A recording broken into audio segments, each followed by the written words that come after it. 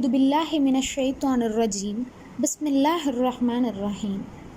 சலாத்தும் சலாமும் எம்பெருமானார் முஹம்மது நபி ஸல்லல்லாஹு அலைஹி வஸல்லம் அவர்களின் மீதும் அவர்களுடைய குடும்பத்தினர் மீதும் அவர்களை அப்படியே அடிபெறலாமல் பின்பற்றிய அவர்களின் தோழர்கள் மீதும் இன்னும் நம் அனைவரின் மீதும் உண்டாகட்டுமாக. ஆமீன் ஆமீன் யா ரப்பில் ஆலமீன்.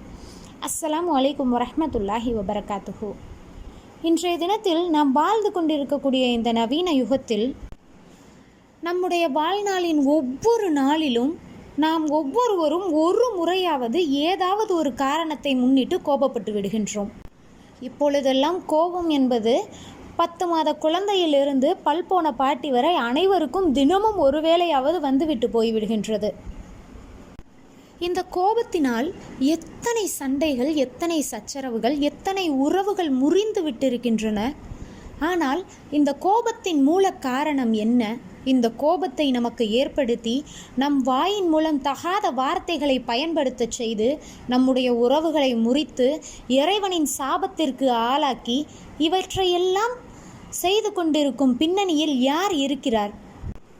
நம்மை கோபப்படுத்தி நம்முடைய சொந்தங்களை அறுத்து விடுவதில் அவருக்கு என்ன ஒரு அப்படி ஆனந்தம்? இதையெல்லாம் நாம் தெரிந்து கொண்டால் இனிமேல் நம்முடைய வாழ்வில் கோபத்தை குறைத்தும் கொள்வோம், கோபம் வராமல் தடுத்தும் கொள்வோம். நபி ஆதம் அலைஹிஸ்ஸலாம் அவர்கள் சோனத்திலிருந்து வெளியேற்றப்பட்ட பொழுது ஷைத்தான் இறைவனிடம் சவால் விட்டான். ஆதமையும் ஆதமுடைய வழி தோன்றல்களையும் வழிகெடுத்து நரகத்தில் என்னோடு நான் புகச் செய்வேன் என்று. இறைவன் கூறினான், என் மீது இறை அச்சமுள்ள ஈமான்தாரிகளை உன்னால் ஒன்றும் செய்ய இயலாது என்று. அந்த போராட்டம் இன்று வரை தொடர்கிறது, இனிமேலும் தொடரும். மறுமை நாள் ஏற்படும் நாள் வரை இது நடந்து கொண்டேதான் இருக்கும். ஆதமுடைய மக்களான நம்மை நரகத்தின் பால் இழுப்பதற்கு ஷைத்தான் உபயோகிக்கும் ஒரு முக்கியமான சங்கிலிதான் கோபம். கோபத்திலிருந்து விடுபடவும் கோபத்தை கட்டுப்படுத்தவும் ஒரு துஆ ஒன்றை நபிகளார் கற்றுத்தந்திருக்கிறார்கள் என்றால் நம்புவீர்களா? அந்த துஆவை நாம் தொழுகையில் ஓதுகின்றோம், குர்ஆனை ஓத துவங்கும் போது ஓதுகின்றோம். அனைத்து இடங்களிலும் இந்த ஒரு துஆ இல்லாமல் இல்லை. அதே துஆ தான் கோபத்தை கட்டுப்படுத்துவதற்கு நமக்கு கற்றுத்தரப்பட்ட துஆ. அது என்ன தெரியுமா? அவுது பில்லாஹி மினஷ் ஷைத்தானிர் ரஜீம். விரட்டப்பட்ட தீய ஷைத்தானின் தீங்கை விட்டும் இறைவனிடம் நான் பாதுகாவல் தேடுகின்றேன் என்பதுதான். இதிலிருந்தாவது புரிகின்றதா? நமக்கு கோபத்தை ஏற்படுத்தி நம் வாய் வார்த்தைகளை கிளறி உறவை முறித்து நம்மை நரகில் ஆழ்த்தக்கூடிய வேலையை இந்த ஷைத்தான் தான் செய்கிறான் என்று. எனவேதான் கோபப்படும் பொழுது ஷைத்தானிடமிருந்து பாதுகாவல் தேடுகின்றேன் என்று இறைவனிடம் நாம் பாதுகாப்பு தேடுகின்றோம். நபி ஸல்லல்லாஹு அலைஹி வஸல்லம் அவர்கள் கூறினார்கள், ஒருவர் நின்று கொண்டிருக்கும் நிலையில் அவருக்கு கோபம் வந்தால் அவுது பில்லாஹி மினஷ் ஷைத்தானிர் ரஜீம் என்று கூறி அமர்ந்து கொள்ளட்டும். ஒருவர் அமர்ந்து கொள்ளும் நிலையில் அவருக்கு கோபம் ஏற்பட்டால் அவுது பில்லாஹி மினஷ் ஷைத்தானிர் ரஜீம் என்று கூறி அவர் படுத்து கொள்ளட்டும் என்று கூறினார்கள். இந்த ஹதீஸை என்னுடைய ஆசிரியர் எங்களிடம், எனக்கும் என்னுடைய சக மாணவ மாணவியர்களுக்கும் சொல்லிக் கொடுத்த பொழுது நாங்கள் விளையாட்டாக கேட்டோம், அப்பொழுது படுத்து கொண்டிருந்தாலும் கோபம் வந்தால் என்ன செய்வது என்று. அதற்கு என் ஆசிரியர் கூறினார் சிரித்து கொண்டே, 4 சாத்து சாத்தினால் சரியாகிவிடும் என்று. ஆம், அது உண்மைதான். அன்று அவர்கள் அதை ஒரு நகைச்சுவையாகத்தான் எங்களுக்கு கூறினார்கள். ஆனால் இன்றைய தினத்தில் பார்க்கும் பொழுது ஒரு சின்ன குழந்தை, ஒரு சிறு குழந்தையை நாம் எடுத்துக்கொண்டாலும் அதற்கு படக்கென்று கோபம் வருகிறது. எல்லா காரணத்திற்காகவும் அல்லாஹ் பாதுகாக்க வேண்டும். பெற்றோருடைய பிரதிபலிப்பையும் சுற்றி இருப்பவர்களுடைய பிரதிபலிப்பையும் மட்டுமே அந்த குழந்தை எடுத்துக்கொள்ளும். குழந்தைகள் ஒரு விஷயத்தை பேசுகின்றார்கள், ஒரு கெட்ட செயலை செய்கின்றார்கள் என்றால் குழந்தைகள் கெட்ட செயல்களை செய்வதில்லை, கெட்ட பேச்சுக்களை பேசுவதில்லை. அவர்கள் கேட்டதை மட்டும்தான் பேசுவார்கள். இதுதான் உண்மையான விஷயம். எந்த வீட்டில் ஒரு பெற்றோர் கோபத்தை அடக்கி பொறுமையுடனும் சகிப்புத்தன்மையுடனும் இருக்கின்றார்களோ அந்த வீட்டில் அந்த குழந்தையும் கோபத்தை அடக்கக்கூடிய தன்மையுடையவும் சகிப்புத்தன்மையுடைய குழந்தையாகவும் தான் வளரும். ஆனால் நாம் இப்பொழுது குழந்தைகளிடமே அதிகப்படியாக நமது கோபத்தை காட்டுகின்றோம். நம்முடைய வீட்டில் மற்ற சில பிரச்சனைகள் நமக்கு மனத்தாக்கத்தை ஏற்படுத்துவதை முன்னிட்டு நம்முடைய குழந்தைகள் அந்த நேரத்தில் வந்து நம்மிடம் எதையாவது கூறி நச்சரிக்கும் போது அந்த கோபத்தை நாம் குழந்தைகளின் மீது காட்டுகின்றோம். இறைவன் நமக்கு அமானிதமாக கொடுத்த பொக்கிஷங்கள் குழந்தைகள். குழந்தை இல்லாதவர்கள் எவ்வளவு காலம் தவம் இருக்கிறார்கள் ஒரு குழந்தையை பெற்றெடுப்பதற்காக. ஆனால் நம்முடைய சின்ன சின்ன கோபங்களையும் அந்த குழந்தைகள் மீது தான் நாம் காட்டுகின்றோம். அல்லாஹ் பாதுகாக்க வேண்டும் இந்த நிலையை விட்டும். வெறும் கோபத்தை மட்டுமே பார்த்து வளரக்கூடிய குழந்தை அது எப்படி வெற்றியின் பாதையை கிட்ட முடியும்? அதற்கும் அந்த கோப குணமும் சிடுசிடுவென்று பேசக்கூடிய எண்ணமும் தான் வளரும். அல்லாஹ் பாதுகாக்க வேண்டும் நம்முடைய குழந்தைகள் அனைவரையும் இந்த நிலையிலிருந்து.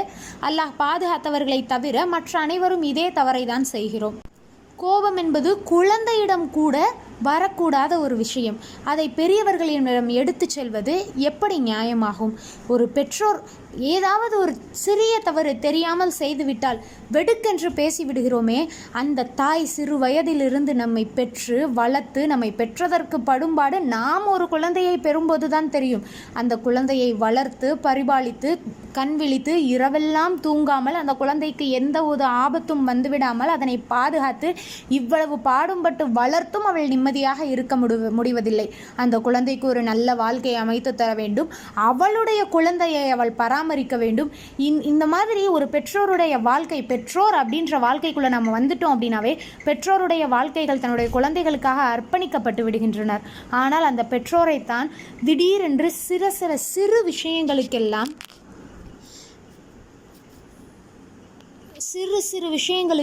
நாம் கோபத்தில் பேசிவிடுகின்றோம். அல்லாஹ் பாதுகாக்க வேண்டும். இறைவன் பெற்றோரை எப்படி வழிநடத்த வேண்டும், பெற்றோருக்கு என்னென்ன கடமைகள் இருக்கின்றது என்பது பற்றி குர்ஆனுடைய வசனங்களையே இறக்கியுள்ளான். அபூ ஹுரைரா ரலியல்லாஹு அன்ஹு அவர்கள் அறிவிக்கின்றார்கள், நபி ஸல்லல்லாஹு அலைஹி வஸல்லம் அவர்கள் ஒரு முறை சஹாபாக்களிடம் கேட்கின்றார்கள், உங்களில் உண்மையான வீரன் யார் என்று உங்களுக்கு தெரியுமா என்று. அதற்கு சஹாபா பெருமக்கள் எல்லாம் கூறுகின்றார்கள், யா ரசூலல்லாஹ் நீங்களே அறிவியுங்கள் என்று. அதற்கு நபி ஸல்லல்லாஹு அலைஹி வஸல்லம் அவர்கள் என்ன கூறினார்கள் தெரியுமா? மல்யுத்தத்தில் பலரை வீழ்த்துகின்றானே அவன் வீரன் அல்ல. எவன் ஒருவன் தனது கோபத்தை கட்டுப்படுத்துகிறானோ, எவன் ஒருவன் கோபத்தின் போது பொறுமையை கடைபிடிக்கிறானோ அவன்தான் உண்மையான வீரன் என்றார்கள். இன்றைய தினத்தில் இந்த ஹதீஸின் அடிப்படையில் பார்க்கும் பொழுது நாம் ஒவ்வொருவரும் நிச்சயமாக கோழைகளாக மட்டும்தான் இருக்கிறோம். நம்மில் எத்தனை பேருக்கு இந்த வீரம் இருந்து விட போகிறது? ஒருவர் என்னை பற்றியோ என் பெற்றோரை பற்றியோ இல்லை வேற என் மனதை பாதிக்கக்கூடிய எந்த விஷயங்களை சொன்னாலும் அவரிடம் நான் கோபப்படுவதில்லை. நான் பொறுமையாக இருக்கிறேன். இதனை நான் இறைவனிடம் பொறுப்பு சாட்டிவிட்டேன் என்று நம்மில் எத்தனை பேர் என்று உறுதியாக கூற முடியும்? அப்படி கூறுபவர்கள் இருந்தால் அல்ஹம்துலில்லாஹ், சுபஹானல்லாஹ், அல்லாஹ் உங்களுக்கு பெரும் அருள் செய்துள்ளான் என்று நினைத்து அல்லாஹுக்கு அதிகம் நன்றி செலுத்துங்கள். மேலும் நபி அவர்கள் கூறினார்கள், நான் நரகத்தில் அதிகமாக பெண்களை கண்டேன் என்று. பெண்களை அதிகமாக நரகத்தில் காண்பதற்கான காரணம் என்ன என்று ஃபாத்திமா ரலியல்லாஹு அன்ஹா அவர்கள் வினவிய பொழுது சொன்னார்கள் நபி ஸல்லல்லாஹு அலைஹி வஸல்லம் அவர்கள், பெண்கள் அதிகமாக சபிக்கின்றனர், கணவருக்கு மாறு செய்கின்றனர் என்று. சபிப்பதற்கான முக்கிய காரணம் என்ன? கோபம்தானே. கணவன் மனைவிக்குள் பிணக்கு ஏற்படுவதற்கான முக்கிய காரணம் என்ன? கோபம்தானே. கோபம் என்ற ஒரு சிறு விஷயத்தில் ஷைத்தானின் பெரிய வலையில் நாம் சிக்கி தவித்து கொண்டிருக்கின்றோம். இன்றைய தினத்தில் ஒரு சிறு விஷயத்திற்கெல்லாம் கோபம். இந்த ஷைத்தான் ஆகிறவன் கணவன் மனைவிக்குள்ளும் மற்ற உறவுகளுக்குள்ளும் பிணக்குகளை ஏற்படுத்தி ஒருவரை தனிமைப்படுத்தி அவரை இறை நிராகரிப்பின் பக்கம் இழுத்துவிட வேண்டும் என்று போராடி கொண்டிருக்கின்றான். இது நம் அனைவருக்கும் தெரியும். நம் ஒவ்வொருவருடைய இரத்த நாளங்களிலும் ஷைத்தான் பிரயாணித்து கொண்டிருக்கின்றான். அவனிடமிருந்து பாதுகாப்பு தேட அல்லாஹ்வை விட வேறு எந்த வழியுமே நமக்கு கிடையாது.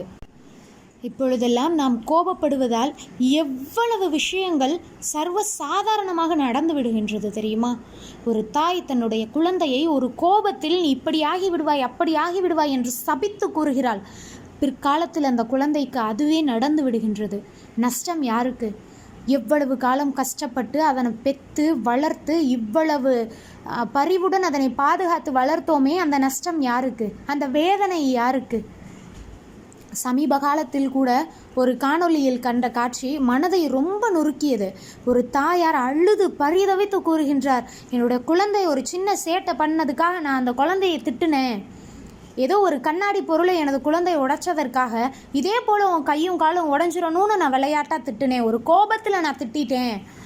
ஆனால் இன்றைய தினத்தில் அந்த குழந்தையுடைய நிலை என்ன தெரியுமா? வீட்டின் சுவர் இடிந்து விழுந்து அந்த குழந்தை அந்த இடத்திலேயே வஃபாத்தாகிவிட்டது. அல்லாஹ் பாதுகாக்க வேண்டும். ஒவ்வொரு தாயும், ஏன் மக்காவின் பிரபலமான இமாம் அவர்களுடைய கூற்று என்ன தெரியுமா? அவர்கள் கூறுகின்றார்கள், நான் சிறு வயதில் இருந்த பொழுது அதிகமாக சேட்டை செய்யக்கூடியவனாகவும் அதிகமாக பிடிவாத குணமுடையவனாகவும் இருந்தேன். எனது தாயார் கோபப்படும் பொழுதெல்லாம், நீ மக்காவுக்குத்தான் இமாமாக செல்லப் போகிறாய், நீ மக்காவுக்குத்தான் இமாமாக செல்லப் போகிறாய் என்று கூறியே என்னை திட்டுவார்கள். ஆனால் அல்லாஹ் அதை கபூல் செய்து இன்றைய தினத்தில் நான் மக்காவில் இமாமாக இருக்கிறேன் என்று கூறினார்கள். அப்பொழுது நம்முடைய கோபம் ஒரு சிறு குழந்தையை எந்த அளவு பாதிக்கின்றது என்று பார்த்தீர்களா? 2 தாயுமே கோபப்பட்டார்கள். இருவருமே கோபத்தில் தான் பேசினார்கள். ஆனால் இருவருடைய நோக்கமும் வேறு. ஒரு தாய் தன்னுடைய மன இச்சையின்படி, ஷைத்தானுடைய தூண்டுதலின்படி தன் வாயில் வந்த வார்த்தையை கொண்டும் தன்னுடைய குழந்தையை சபித்தார். அந்த குழந்தையின் வாழ்க்கை ஒன்றுமே இல்லாமல் ஆகிவிட்டது. இன்னொரு தாய் ஷைத்தான் ஏற்படுத்திய கோபத்தையே இறைவனின் பால் திருப்பி மார்க்கத்திற்காக செய்ய வேண்டிய ஒரு முக்கிய விஷயத்தை கொண்டு அந்த குழந்தையை ஊக்கப்படுத்தினார். அந்த குழந்தை இன்று சுபஹானல்லாஹ் மக்காவின் இமாமாக இருந்து வருகிறது. இப்படி ஒவ்வொரு விஷயத்திலும் சோதனையின் மேல் சாதனை காட்டினால் மட்டுமே இறை வழியில் நிச்சயமாக நம்மளால் திட்டமாக இருக்க முடியும். நாம் முதன்மையில் செய்ய வேண்டிய முக்கியமான விஷயம் ஷைத்தானுடைய பிடியில் இருக்கக்கூடிய அந்த கோபத்திலிருந்து வெளிவருவதுதான். ஒவ்வொரு சின்ன சின்ன விஷயத்திலும் நாம் கோபப்படுகிறோம். ஆனால் நாம் படக்கூடிய அந்த சிறிய கோபம் எவ்வளவு பெரிய ஆபத்தை ஏற்படுத்தும் என்பதை நாம் உணர்வதே இல்லை. இன்ஷா அல்லாஹ் இன்றைய தினத்திலிருந்து, இந்த வினாடியிலிருந்து ஷைத்தானின் சூழ்ச்சியை முழுமையாக அறிந்து கொண்டு எக்காலத்திலும் ஷைத்தான் சந்தோஷப்படக்கூடிய செயல்களை நாம் செய்யவே கூடாது என்ற உறுதியை எடுத்துக்கொண்டு வாழக்கூடியவர்களாக வல்ல ரஹ்மான் நம்மை ஆக்கி வைக்கட்டும். மேலும் சொல்லிய விஷயங்களை சொல்லிய எனக்கும் கேட்கக்கூடிய உங்களுக்கும் அதன்படி நடக்கக்கூடிய பாக்கியத்தை அல்லாஹ் நம் அனைவருக்கும் தர வேண்டும். ஆமீன் ஆமீன் யா ரப்பில் ஆலமீன். அஸ்ஸலாமு அலைக்கும் வரஹ்மத்துல்லாஹி வபரகாத்துஹு.